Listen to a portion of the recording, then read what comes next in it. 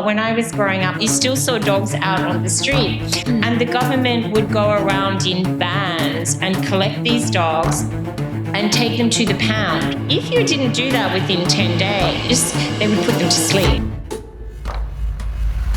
Many other countries, they have kill shelters that are run by the government, and then it costs them money to put them to sleep because it has to be done humanely. By supporting organizations like ours that have the ability to do adoptions, it's saving the government money.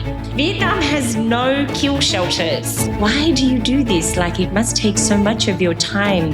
And I always say, maybe one of the children here in the audience today will become the next Prime Minister of Vietnam. Who knows? And maybe they will remember the white lady that brought Mr. Donnie in the wheelchair, and they will make new laws about animal welfare.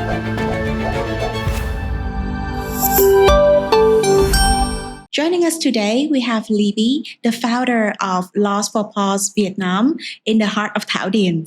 So my name's Libby, or Elizabeth, and I started Laws For Paws Vietnam 6 years ago, where we rescue, rehabilitate, and most importantly, we rehome dogs that have been abused, abandoned, or are in need of medical attention. Yeah, and you are coming today with a friend. Yes, today we have Mr. Donnie. Donnie! Aww. There we go. Hello, my little friend.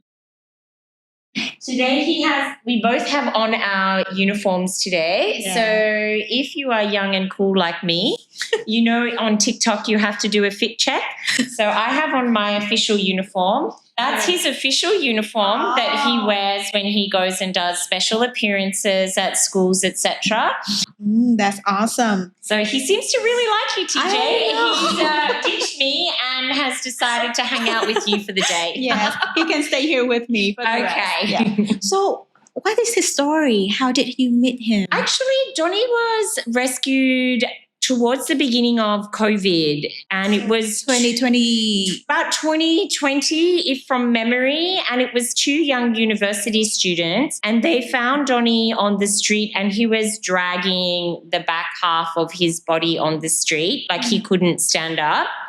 So they took him to their university dorm room, which of course you are not allowed to have dog there. Yeah. And also Donnie is incontinent. He can't control his pee or poop. So that was very challenging for them to deal with. So they contacted us and we got them to bring him to our vet clinic. They did an x-ray and they saw that maybe at some time he has been hit by a car or a motorbike and not received any vet treatment. So actually the spine was damaged. So one leg was just completely dead. And the other leg he could stand up on. So we removed one leg, and unfortunately you cannot reverse that type of spinal damage. So he does need to wear a diaper. But, you know, he's been with us for 5 years now. And honestly, he doesn't take a lot to clean up after, but he's very friendly, very easygoing, and obviously I would miss him, but I would love to find him a new home. So instead we have made him our ambassador. So he's specially trained to go and do school visits. So we say that Mr. Donnie can take 1,000 pats. So at the end of like a school visit, he does what we call a pat out. And everybody gets to give him a pat or give him a treat or give him a brush. So he's an amazing dog, but unfortunately, there's not much chance of him being adopted. So he stayed with you almost like at the beginning of Laws For Paws. Correct. He's been with us right from the beginning. So, yeah, we love him. So can you tell me the story, how you start Laws For Paws in Vietnam? So actually, I have been involved in animal rescue here for maybe about 14 years, but not always with my own organization. Initially, I was helping the vet clinic that we work with because they were one of the few vet clinics that had enough space and training to be able to take dogs off the street and help them, rescue dogs, etc. And this vet is in Vietnam? Yeah, he's also in Thao Dien, which is one of the reasons why we have that location for our rescue station. And I saw the work that he was doing, and I was helping him to get some of those dogs adopted as well. But I was working full time and also had a child. So I only had limited time. And then when I did retire when I was 50, I did have some more time to spend with something that I was passionate about. And I was helping some other organizations that did cats and dogs, but always they would get very overwhelmed with the cats. Yeah. And then they would start to like, no, we can't take any more dogs. I love cats, but they are not my expertise. I don't know about cat health issues or cat behavior. So I wanted to set up a rescue station that was just for dogs. And we work with 3 other rescue sanctuaries or rescue stations that are just for cats. So if they have someone contact them about a dog situation, we can help them. If we have someone contact us about a cat situation, they can help us. So we work together in that regard. Sometimes people say, oh, why don't you take cats as well? I just don't have the experience for cats. So we mostly concentrate on dogs, but we do help people out with cat rescue situations as well. Then what is the procedure that normally after you get a call? Okay, so there's a few different ways that dogs come to us. One is dogs that are abandoned at the vet clinic that we work with. Sometimes people take dogs there and maybe they have some serious illness. And even outside of not wanting to pay the bill, they sometimes don't want that dog back if they're going to need like long-term care or medication. So we have a couple of dogs that were left behind at our vet clinic. Sometimes also, I have to say, expats, they book their dogs in there for dog boarding, leave the country and don't come back. And then they ghost the clinic. And sadly, that is becoming something quite common. And then the other thing is stray dog, because dogs are pack animals. Right. So even if they are loose on the street, they will always make a little pack. They will always find each other and make a little pack. They will go looking for food together. They will protect each other when they are sleeping, things like that.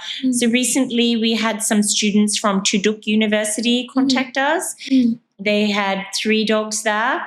We were able to move the 2 bigger dogs into homes and the smaller dog we were able to bring to the shelter.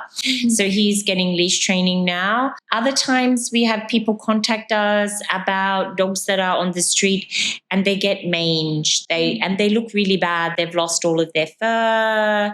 They're very thin. They're really unwell. In those cases, we will go. Sometimes it might take us 2 or 3 days to get the dog's trust by feeding them, getting them closer and closer to a crate. Sometimes we will ask the people in that community for help.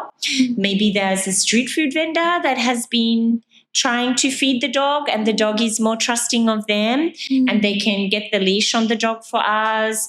So every situation is a little bit different. One thing is we don't buy dogs. So when people report dogs that are in abuse situations, most commonly dogs that are in cages.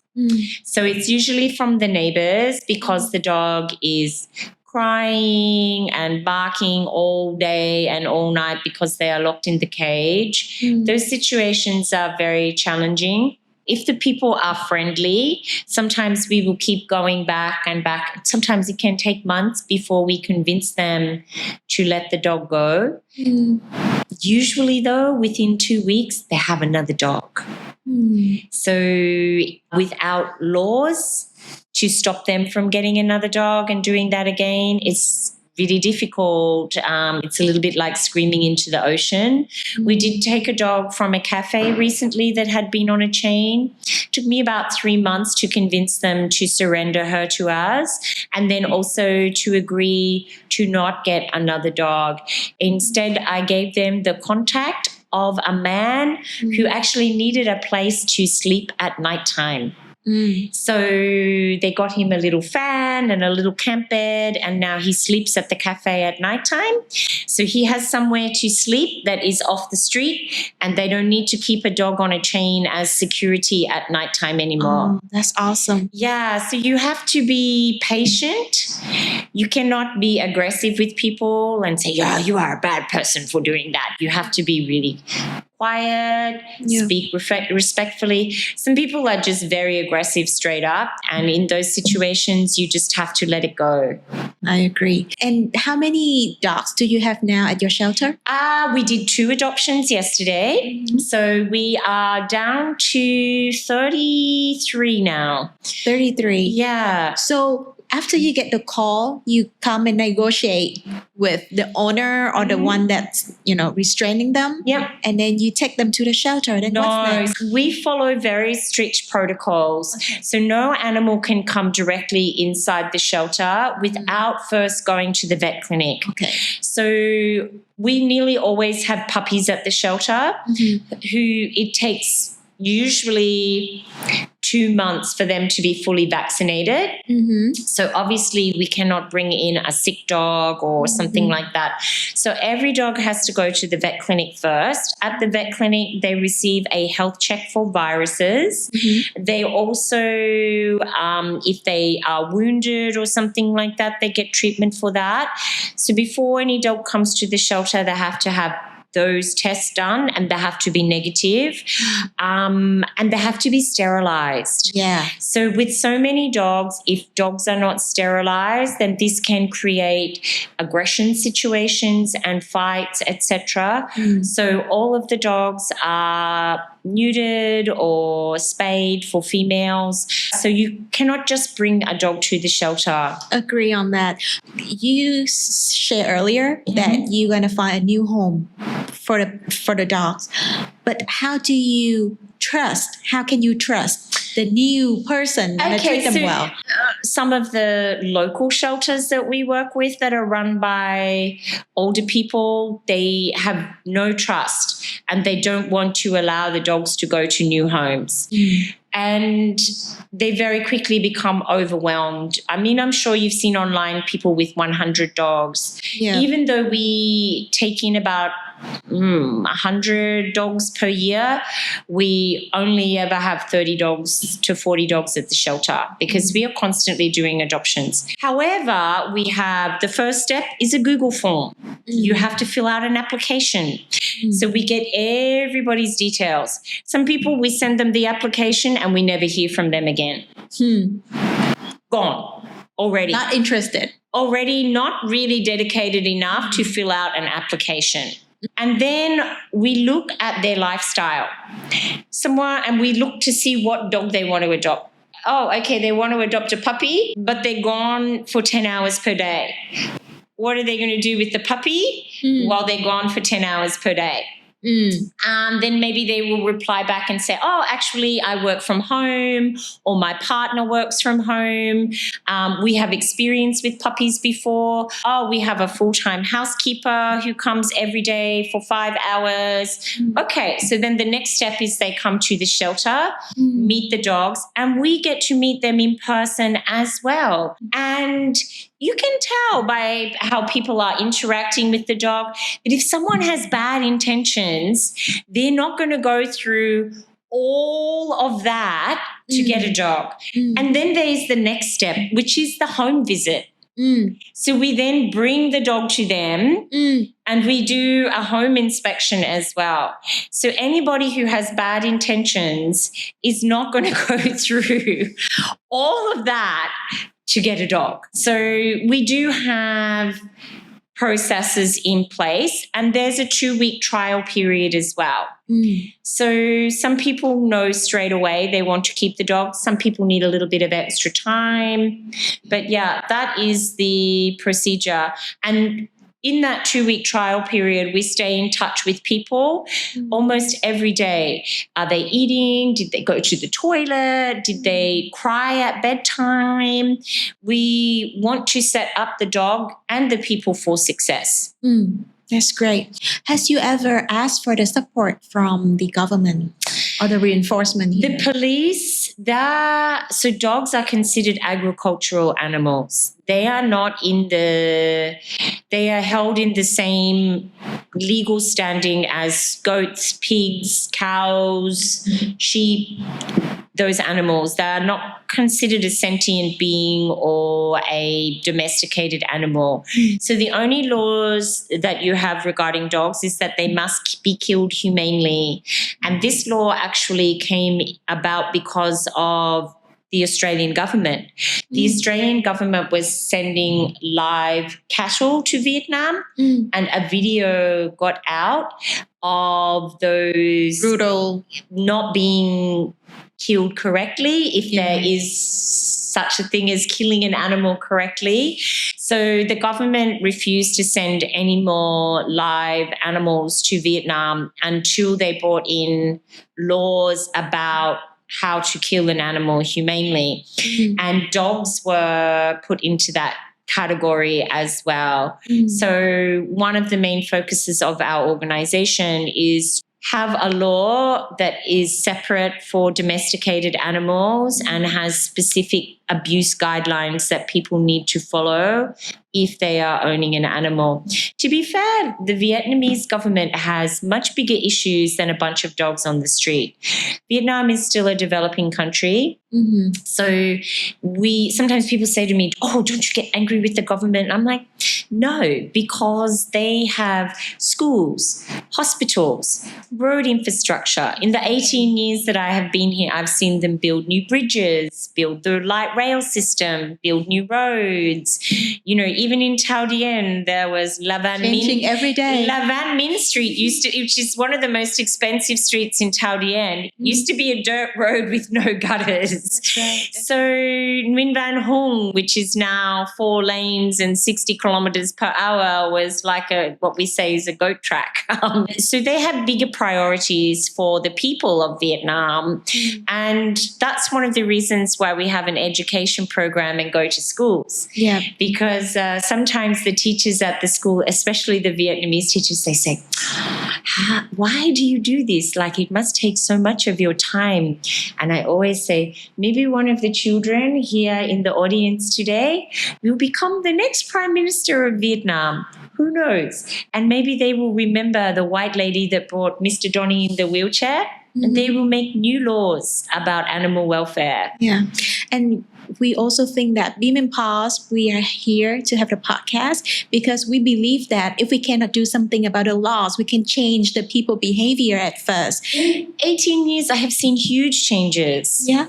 So remember when there were no pet stores in Vietnam? Right. No pet stores. Right. Anywhere. So now, how many pet stores do you see? Cannot count. Exactly. They are everywhere, in every district, in every ward, and they have everything from functional items for dogs to clothing for dogs, necklace for dog, shampoo, body spray, everything. Sometimes the shampoo I have to buy for the dog at the shelter costs more than the shampoo I use.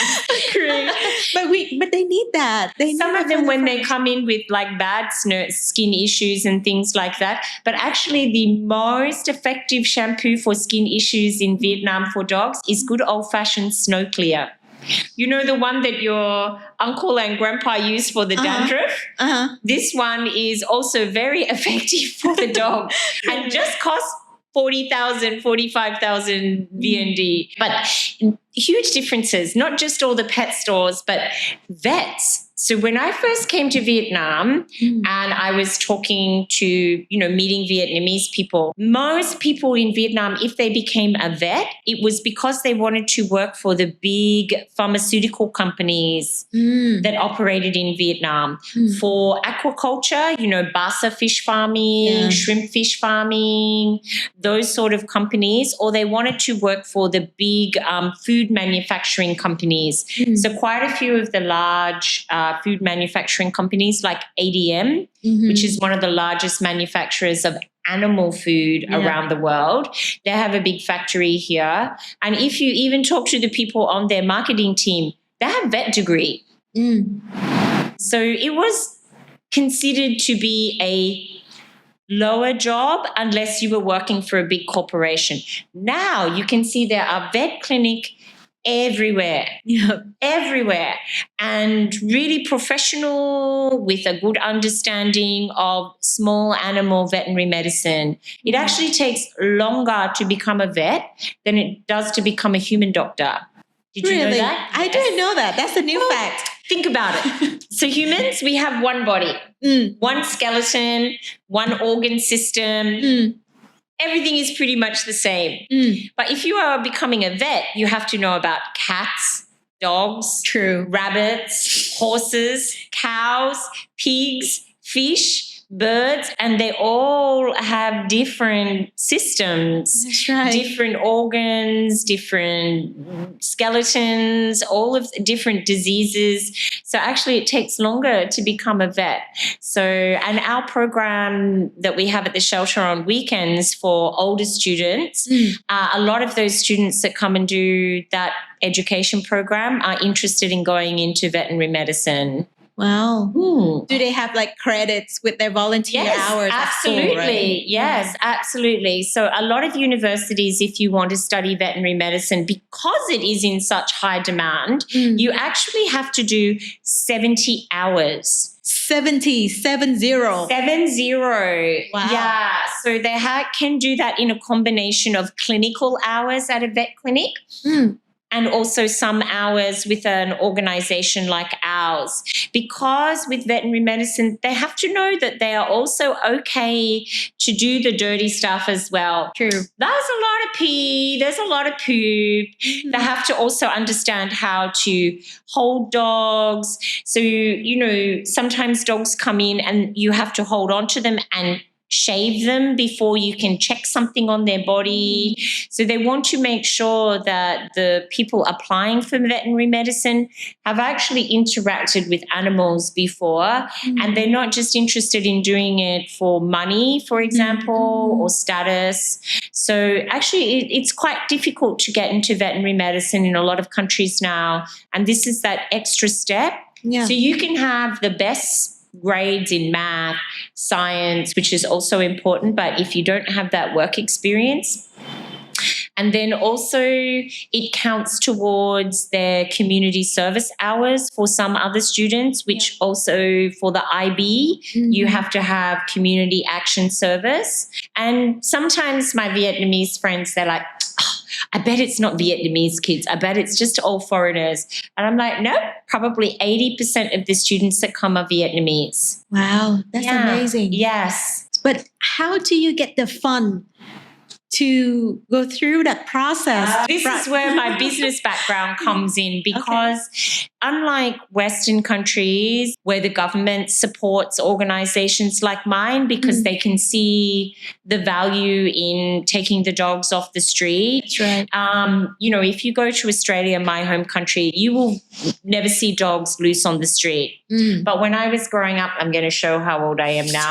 When I was growing up in the 80s, you still saw dogs out on the street. And the government would go around in vans and collect these dogs and take them to the pound. So if you got home from work and you're like, the dog's not here for his dinner, you would have to go to the local pound, pay a fine, and get your dogs out.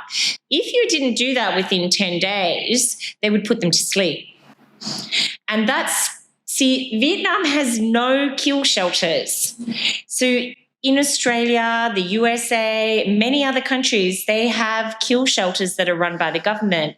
So I often get very angry when I see people online saying bad words about Vietnam and the Vietnamese government because, you know, we have a saying, people in glass houses should not throw stones. And if they look at their own country, they are killing hundreds of thousands of dogs every year in kill shelters. So that's why there are certain rules in a lot of countries. So, for example, in Australia, you can't just get a male and female dog, get them to have puppies and sell the puppies. If you get caught doing that, big fine. Because some of those puppies may end up at the government shelter, and then it costs them money to put them to sleep because it has to be done humanely. So by supporting organizations like ours that have the ability to do adoptions, it's saving the government money. So we don't get any government support here like those shelters do. So every month we have to raise donations. And instead of just begging online, we do community events. We do like pack chats where people can come along, make a donation, listen to myself and our dog trainer talk about different aspects of having a dog in Vietnam. We do Paws to Park events where you can come along with your dog and we go on a supervised walk and you can talk to us about maybe some challenges you have with your dog walking. We can help you out and people make a donation for that. Today, we're doing Pedals for Paws, which is a spin class. Yes, Pedals for Paws. And we're doing a spin class and people that own that spin studio are donating all of the fees to one of our dogs called Bubbles, who had hip surgery recently, which was quite expensive. So instead of just begging for money, we always try and create some community event where we can raise funds, but also raise awareness. So Bubbles is there today so people can see what her situation is and hopefully they will think twice about buying a dog from a breeder because she has double hip dysplasia and epilepsy because of poor breeding practices. So, things like that are really challenging. We also have a registered charity overseas. So we are able to raise funds in the US to help our work here. So I want to go back to this question here.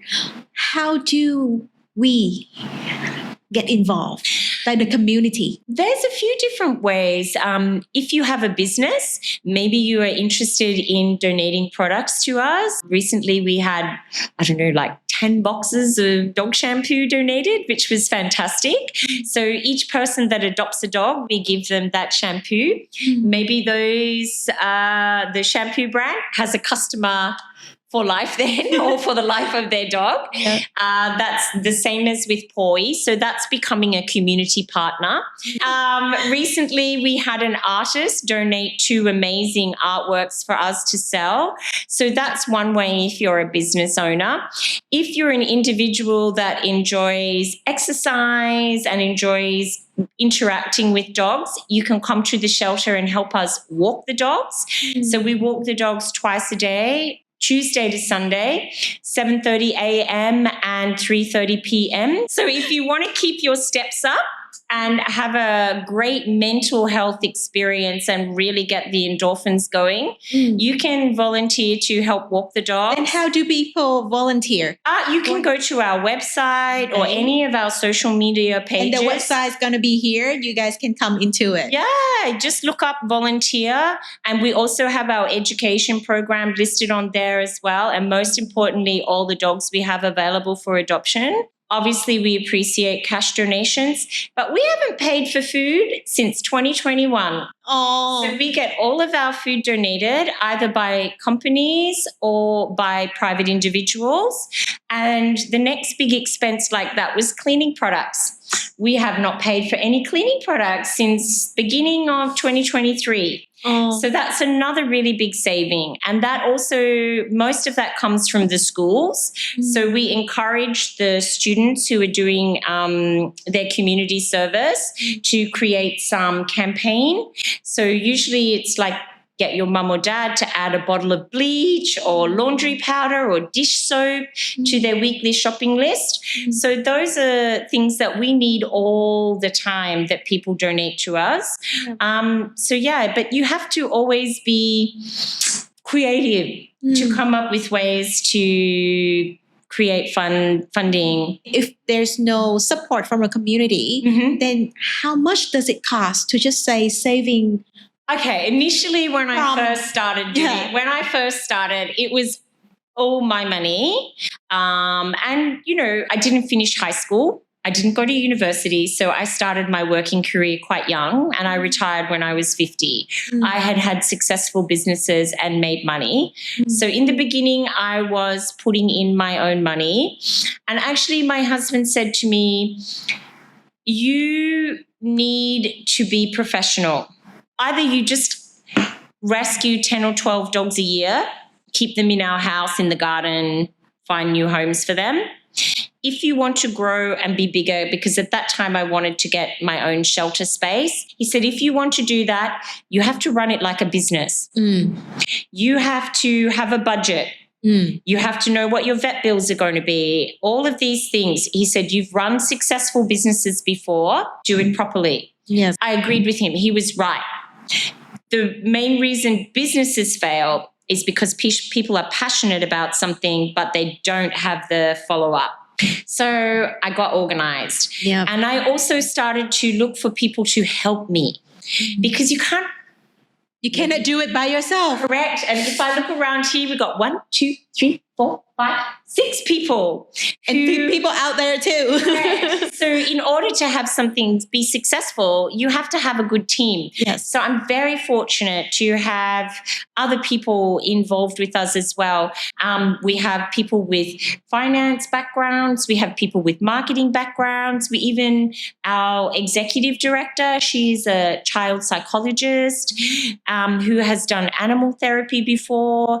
So, as the organization grew, the team grew, and we have our budgets each month. So then we plan so many events each month, and we track every event that we do, how successful it is, how much money we get from that, how many hours it took us to organize it. So each month we are always covering our budget with a little bit over going towards the next month. And if you are not operating like that, then you very quickly fail. Yeah. We don't have many service dog here in Vietnam. No. Yeah.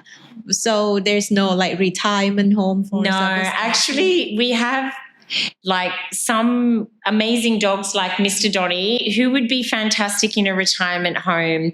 So I'm sure you've seen, YouTubes and newspaper articles from overseas about dogs and cats living in retirement homes. People here, they take care of their own families, or it's not as expensive as Australia, for example, to have a nurse come to your home and help you with your parents or your grandparents. And people live in bigger family, multi-generational households here, which you don't have in Western countries. Families tend to live closer together. They don't spread out so much as they do in the West. So it can be easier. But sometimes I have some dogs at the shelter and people ask why no one has adopted them, especially some of the old dogs. And I say they would be perfect for a retirement home. Even Donnie would be ideal for retired man who likes to walk down to the coffee shop in the morning, meet his friends and have a coffee and a cigarette. Yeah. Mr. Donnie, ideal dude to do that with you. He'd just sit there and hang out. Actually, our next project is a retirement home for dogs that will also be a social enterprise. So it's going to be a glamping site. Do you know about glamping? Yes, a lot. Super popular. Is that going to be around in this area? Yeah, actually it is. So it's going to be called Urban Glamp. And the advantage it will be you don't have to travel 2 hours to like Donnie or Monet. So it will hopefully attract tourists, because actually we get a lot of tourists come and visit our shelter, not just international tourists, but people from Da Nang or Hanoi, those places as well come and visit our shelter when they're in town. Yeah. So hopefully they will pay to stay at the campsite and hang out with the dogs. Yeah. And in this project also we are looking to help a larger international organization who is in Vietnam working with the government to reduce dog meat restaurants. Amen to that. Yeah, so their biggest challenge, and often people ask us, one of the questions that I get is about dog meat. So if we go to a dog meat restaurant and we take all of the dogs, we buy them all. We spend 20 million and take all the dogs there. Now we have 20 dogs.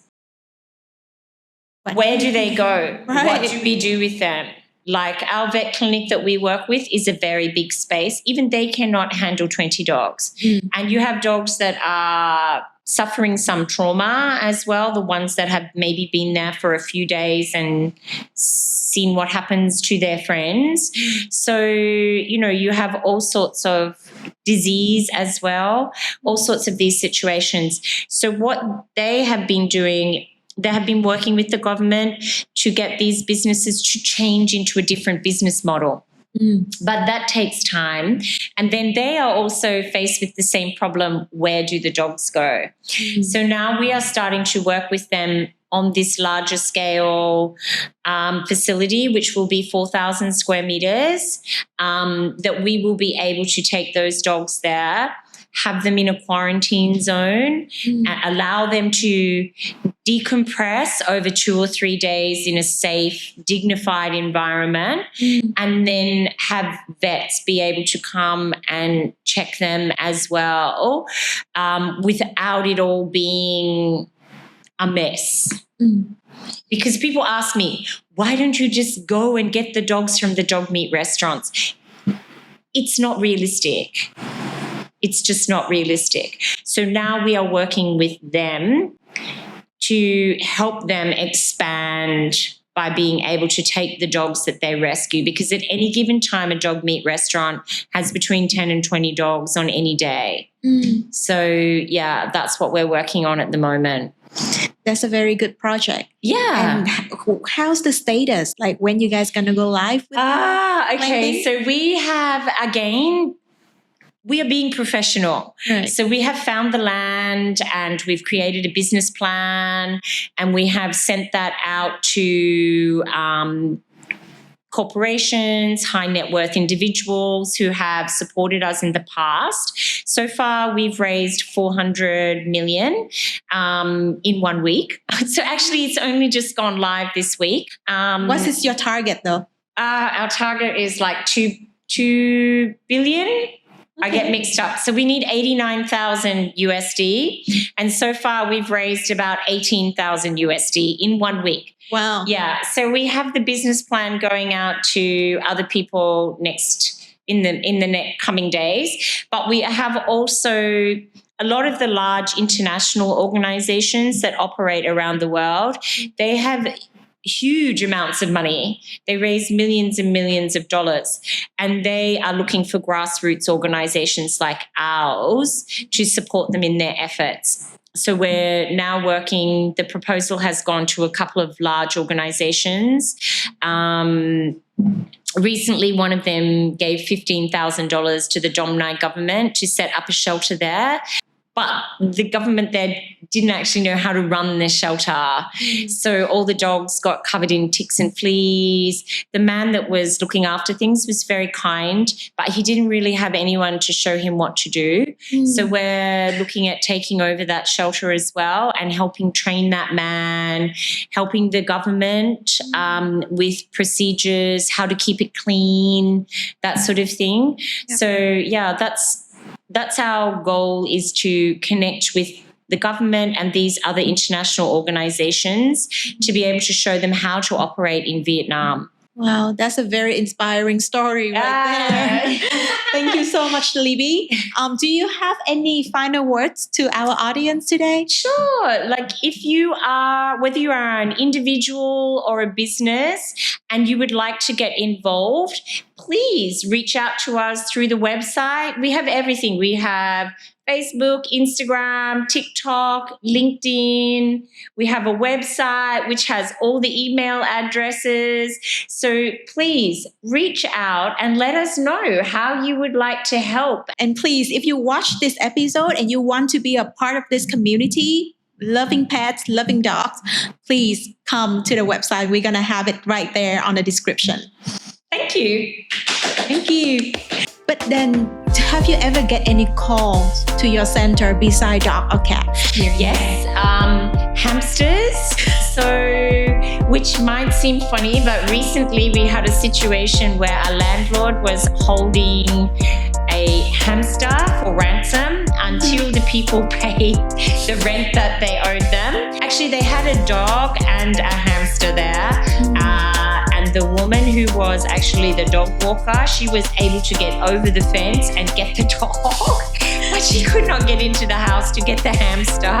So hamsters, rabbits, pigs. We have had some piglets. Yes, we have had some piglets. And we're quite fortunate. There's one woman called Bin In, who is quite a prominent vegan in the Vietnamese community. She owns a car service company, and she also does a lot of work with feeding homeless people, etc.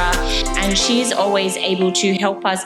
Ducks as well, people rescuing ducks. So she is able to help us send those animals to sanctuaries that look after animals, other agricultural animals other than domesticated animals like cats and dogs. So she makes sure they go to places where they won't get eaten. So you specialize in dogs, but you get calls from all kinds of animals. Yes, correct. So awesome.